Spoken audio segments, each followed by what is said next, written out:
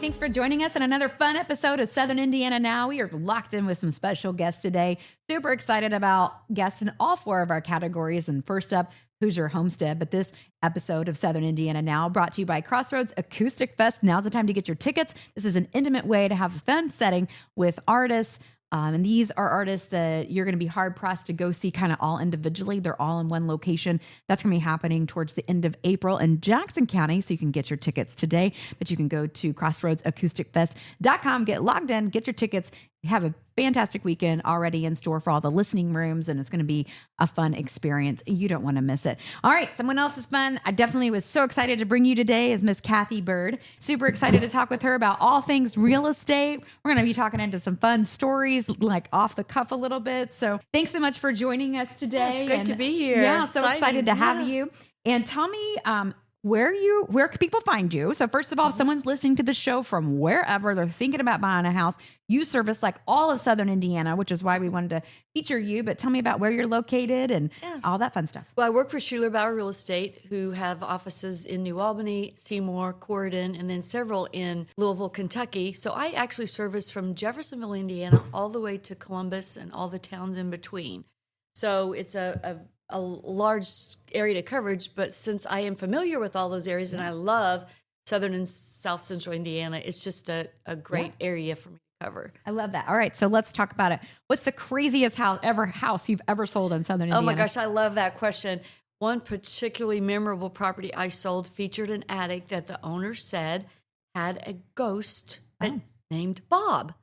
And she said that he rearranged her furniture all the time. And I never really found out if she was just an untidy homeowner, if there really was a ghost named Bob.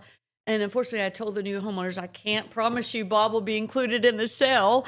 But it was always memorable because I never found out for sure if the house really was haunted. Oh, okay. I love that. I mean, kind of. Yeah. I guess if I'm not buying it. Yeah, exactly. All right. So since you kind of go all over Southern Indiana, what's some hidden gem neighborhoods that are people like, oh man, I know you might live in Clark County, or I know you might live in Washington, but you should consider maybe a neighborhood over here in this other county. So let's talk about that. Right.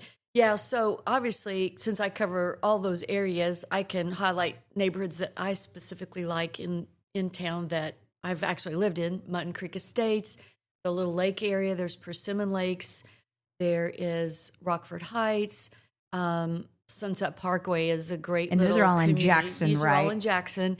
And then Redbud Meadows is a new subdivision here in town that has experienced extreme growth.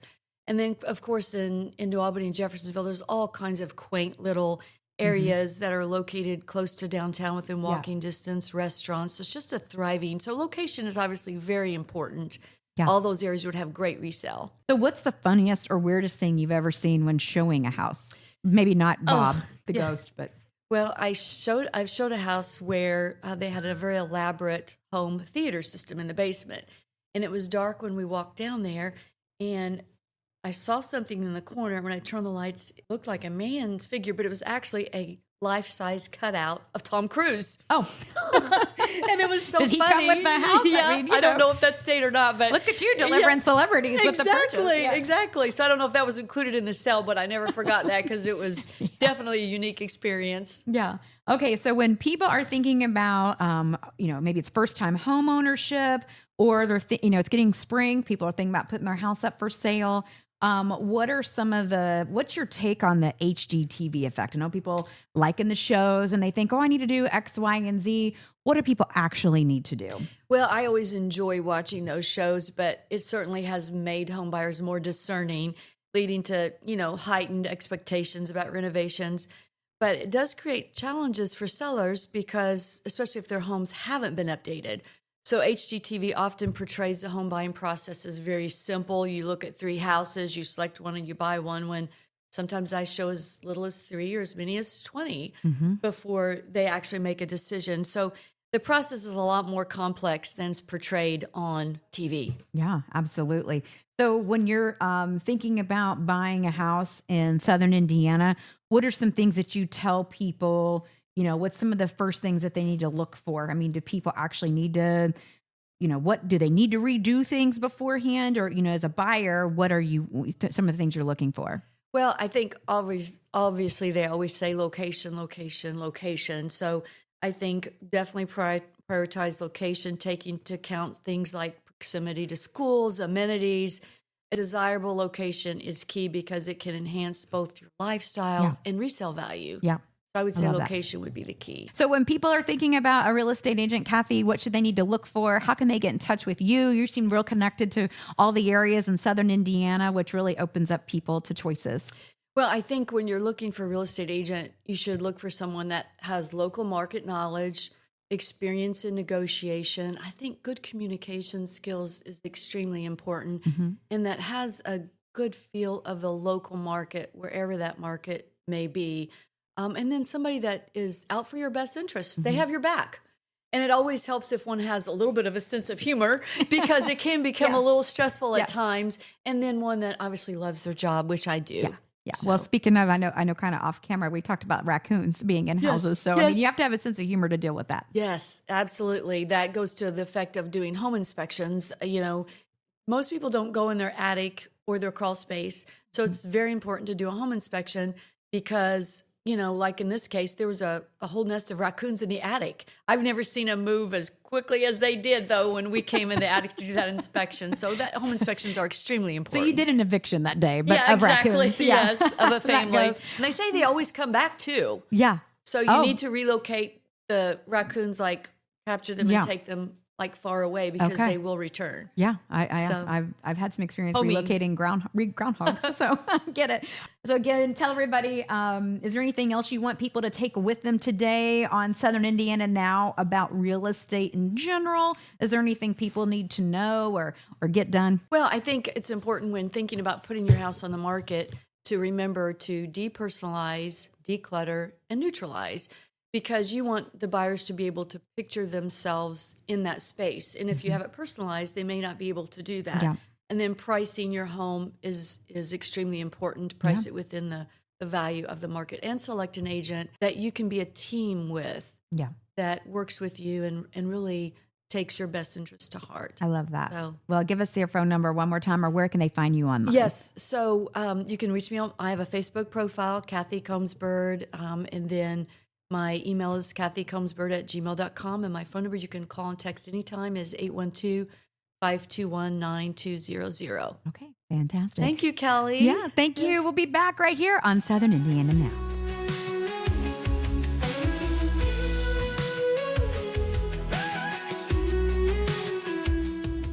Welcome back to Southern Indiana Now. Kelly Trask, and we're hanging out with some special guests today. We've got a lot of nice folks lined up for you as we kind of give you a showcase what life is like in Southern Indiana. One of those coming up next for Hoosier Hustle is Bill Hyday with Hyday Property Group. This guy's known for all kinds of different circles because he makes stuff happen, and that's what we want. Let's talk about it. Welcome to the show. I know you have your hand in a lot of things, but renovating historical properties, what does that look like in Southern Indiana? I know it's a big question. I know you've had the opportunity to kind of dive in some different communities. So tell me about your experience with historical properties. The transition into doing the historic downtown courthouse square, Main Street buildings, it's been fun. Always, tongue in cheek say they're just big dumb brick boxes, right? So yeah, that's in the Midwest. It's probably unfair to say anything that's specific to say Southern Indiana, but just in the Midwest, everything was built in a similar fashion, similar construction practices, and we find that depending on the time period, that's how we, I guess, dial it down to Southern Indiana and Midwest specific. Yeah, I love that. So as people are thinking about investing into downtowns, maybe looking into some other regions that might have some downtown spaces, what are some of the first things that they kind of need to be thinking about other than calling you? But what are some things that they can be thinking about that kind of helps put some steps into place to make that transition into a new space? I'm loving some things people are doing with their spaces. It's super fun. So what are some things they need to be thinking about? I'm going to go back to my college class I took, and it was a philosophy class, and one of them was start with the end in mind. Have a plan. Have a plan. Okay, you identify a property. Hey, this may be a potential one that as a private owner I'd want to purchase and hire somebody, or else even renovate it myself. Start with, what do I want to do with it? Do I want to make this, 2 to 3 stories of office space? Do I want to make this mixed use with retail space on the main level and apartments on the upper stories? Does the local market support that? So in your experience, what are some fun trends that you're seeing now, especially in Southern Indiana? Are you seeing certain type of business space needing, a home? Are you seeing a certain type of design people are looking for? Tell me what. Yeah. So a couple of my favorite are taking the old historic buildings, and they all have a lot of the similar characteristics. They typically they're all masonry constructed, brick, and then people are exposing the brick, taking the plaster off the walls, exposing the conduits, the heating cooling duct work, the original hardwood floors, basically scraping off all this stuff. Through the decades in the past, call it the 50s, 60s, 70s, 80s, whatever. Everybody covered those things up. And we've reached a point here in the last, I'd say, probably 10 years, 15 years, where we're starting to uncover that stuff and take it back to original woodwork. And people are really digging that. And I love that, finding the original architectural, because they always say, man, they just don't build them the way they used to. And they don't. And we just don't. We don't here in 2025. So it's neat to see the old architectural things being uncovered and really highlighted. And then the second trend I really like is taking an old historic structure with all of its caveats, big, boxy, open, tall ceilings, and throwing an uber modern flair into it, but still having, say, the exposed brick, or still having the high ceilings and the exposed ceiling joists, still having the original hardwood floors, but then doing, say, big obtruse light fixtures that are 8 feet long that they never would have had back in the day. Throwing a lot of modern flair into it. It's a real cool look, and there's been a lot of guys do that very successfully. It's neat. Love it. It's real neat. So in all your times in doing renovations, have you uncovered anything super fun in an old building, or have anything you're like, whoa, I did not expect this? Every single time. Really? Okay. Every single time. This is the stuff we need to know. What have you time. found? What's fun out there? The neatest things, I have a thing for the old, we call them ghost signs. I did one up in Wabash, Indiana. Okay. The neighboring building was, let's call it like 1902. Building we were renovating was built in 1903. So they share a common wall. So the one that was built the year prior had a big, huge painted advertisement side of the building, and it got covered up 1 year later. So it took 1 year of weather. That was it. And they covered it up. So we started taking the plaster down and all the finishes down from building number 2, the newer building. And there's this perfectly preserved sign that's over 100 years old. And super cool. Old, like I said, the original millwork stuff's, a foot tall. The original, the brick, the transom windows over the tops of the doors, because they didn't have heating and cooling. So they'd, have the transom windows. They'd have the, just all the ornate detail. Those, and it's honestly, unless a building's been completely stripped out, most of the time, way back in yesteryear, the 50s, 60s, 70s, 80s, or whatever, they just covered they didn't take the stuff out. They just covered them up. So we get to find that stuff. And it's no hidden bank bags of money, no secret notes. Lots of treasures. Lots of old whiskey bottles, old beer bottles, old we did one just actually building couple doors down from here. Down in the crawl space, found they were old like milk bottles. I guess there was a creamery here in town. And I'm probably found 100 of them down there. Oh, wow. Old packs of cigarettes, just stuff that construction workers back in the day left behind, or whoever left behind. I love it. Artifacts. That's awesome. Well, thanks so much for being part of the show today. We are super excited that you could be here. And if people are looking to move into the area, renovate a space, what's the best way that they can reach out to you? We have a website. The best way, honestly, that our company line, phone number is on the website, email address info@highdaypropertygroup.com be the easiest, just because it's loud where I'm at and I don't hear the phone. I hear you. And we are busy. But email is the best way, and glad to come out and talk old buildings with anybody. All right. I love it. That's super exciting. Okay. Well, we will definitely be back on Southern Indiana Now. Keep it right here. I'm Kelly Trask.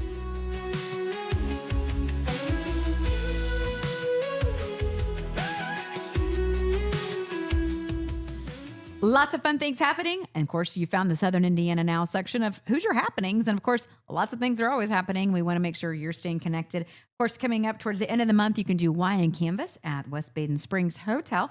You can also check out a bourbon tasting train while you're over in that region. Also in Madison, Indiana, we've got the 30th annual Hot Luck and Fiery Foods Marketplace. So that's probably not for the faint of heart or the faint of tongue with all the different spices that you can experience there. That's in one of our favorite cities, Madison. So you can check that out. Of course, get your tickets for Crossroads Acoustic Fest. And that's coming up in Jackson County at the end of April. Tickets are on sale at crossroadsacousticfest.com. So excited to be featuring. We have Alex and Katie Bear with us today from Southern Indiana. Of course, we're talking with them in our Hoosier Happening segment because they're the happening folks right now. They've got some lot of different fun projects going on, including a new Airbnb coming to Southern Indiana. So we're going to dive right into that right now with them. We're going to talk to them all about renovations and what you need to look for and what you need to stay away from, and some of their own personal stories and gems that they've learned in their journey of doing some renovations. So super excited to have you all part of the show today. So let's talk about this new project that you're currently working on. It's a new Airbnb. So let's hear all about it. Yeah, we've actually been live with our Airbnb since July, and it's gone really well.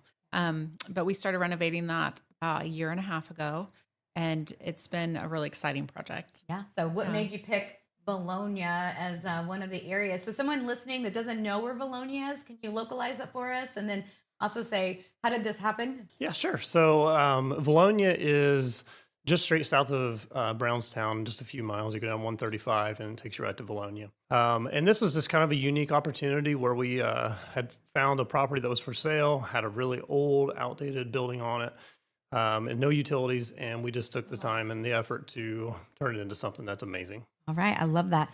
So in that process, tell me about have you uncovered some fun things? I know you've done several different properties. So have you found any hidden gems or things you weren't expecting in a renovation world in Southern Indiana? On that particular project, we really didn't. It was just building up from the ground. And so that was a really cool project. But as far as finding some interesting things, we've on one floor project where we had to fix some joists, we found some bones under the house and had to call the police. You heard it here that. first. Okay.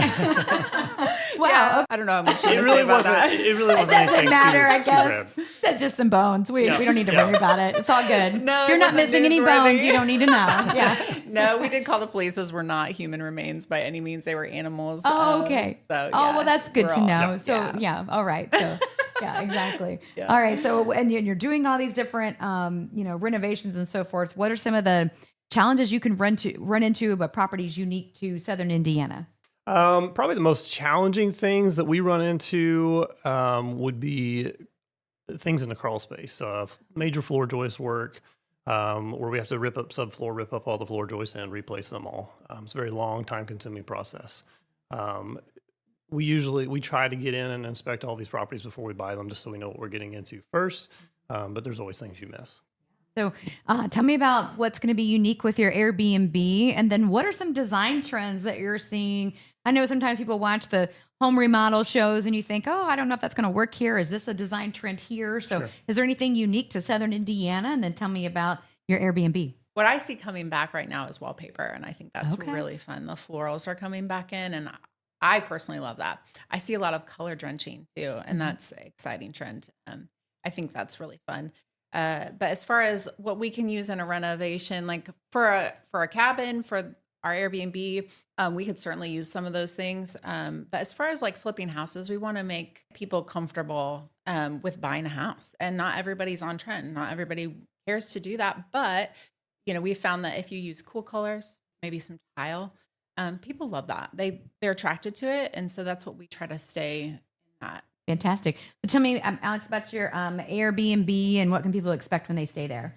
Yeah, so it's a quarter mile off the road. It is tucked back into some woods. There's a nice big creek that goes that you drive across to get to it. And then you obviously have all of Jackson, Washington State Forest, all of Starve Hollow, hiking trails, biking trails, pretty much anything you want to do, you can do within just a few minutes of there. Love that. So is there anything that, you mentioned colors, Katie, is there any certain special colors that people are using right now? Is there like a color of the year that everybody's like, okay, let's get the paintbrushes out? I see greens coming in this year. Okay. Yeah, I see that a lot now. Green has been a popular color in clothing too. I mean, maybe it's just the way Absolutely. that works. I don't know. Yeah. might Well, be. apparently I'm not in style because I'm wearing black today. So that's how that works. You look great, Kelly. All right. So we have a lot of fun things. Tell me what you have kind of on track to look for as your next project. Yeah, so projects are hard to find right now. There's not as much in the housing market that we can find anyway.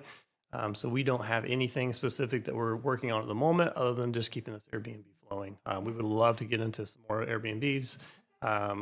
Always have our eye out for that, but it's a unique thing and it has to be in a specific area and a specific thing. If people want to reach out to you that are listening to the show from all different parts of the area and thinking, I'd like to do that and kind of venture out into the Jackson County area for that, or maybe wherever it is that they're staying, how can they reach you? What's the best way to connect for your Airbnb? Sure. Yeah. Airbnb.com is definitely the easiest way.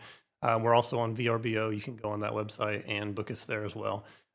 It's something that fills up pretty quick. So you need to get your weekends picked sooner rather than later if you want to get in. Name of that is Hollow Creek Getaway. Hollow Creek Getaway. I love it. That's perfect. And we'll keep it right here on Southern Indiana Now. We'll be right back. I'm Kelly Trask.